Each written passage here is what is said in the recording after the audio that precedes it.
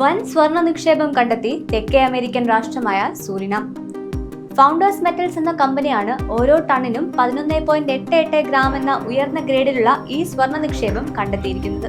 2025 തുടക്കത്തിൽ ഈ പ്രദേശത്ത് ആദ്യമായി ഡ്രില്ലിംഗ് നടത്തിയപ്പോൾ ഇത്രയും ഉയർന്ന സ്വർണ്ണ സാന്ദ്രത ആരും പ്രതീക്ഷിച്ചില്ല എന്നും റിപ്പോർട്ടുകളുണ്ട്. ഇതോടെ ഈ നൂറ്റാണ്ടിലെ തന്നെ ഏറ്റവും വലിയ സ്വർണ്ണ നിക്ഷേപ കണ്ടെത്തലായി സൂരിനാമിനെ വിശേഷിപ്പിക്കുന്നു. 10 ഗ്രാം പെർ ടണ്ണിന് മുകളിലുള്ള ഏതൊരു സ്വർണ്ണ നിക്ഷേപവും ഉയർന്ന ഗ്രേഡായി കണക്കാക്കപ്പെടുന്നു.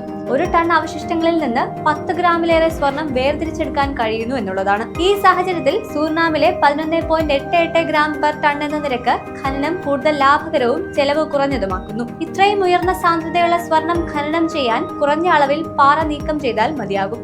ഇത് മാലിന്യവും പരിസ്ഥിതി ആഘാതവും കുറയ്ക്കുന്നു. സൂരിനാമിലെ മരിയ ജെറാൾഡ എന്ന പ്രദേശത്താണ് പുതിയ സ്വർണ്ണ നിക്ഷേപം കണ്ടെത്തിയിരിക്കുന്നത്.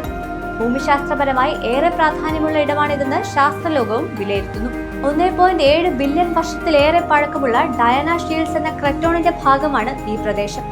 ലോകത്തിലെ ഏറ്റവും പ്രധാനപ്പെട്ട സ്വർണ്ണ നിക്ഷേപങ്ങളിൽ പലതും ഇവിടെ നിന്നാണ് വന്നിട്ടുള്ളത്. സൂരിനാമിന്റെ മൊത്തം GDPയുടെ 60%, കയറ്റുമതിയുടെ 90% സ്വർണവും എണ്ണയുമാണ്.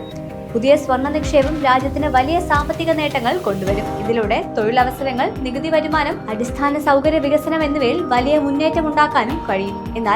എന്നാൽ കാടിനുള്ളിൽ 4000 മില്ലിമീറ്ററിലധികം മഴ ലഭിക്കുന്ന ഈ പ്രദേശത്ത് റോഡുകൾ, വൈദ്യുതി, ക്യാമ്പുകൾ എന്നിവ നിർമ്മിക്കേണ്ടതാണ് ഖനനം ആരംഭിക്കുമ്പോഴുള്ള പ്രധാന വെല്ലുവിളി.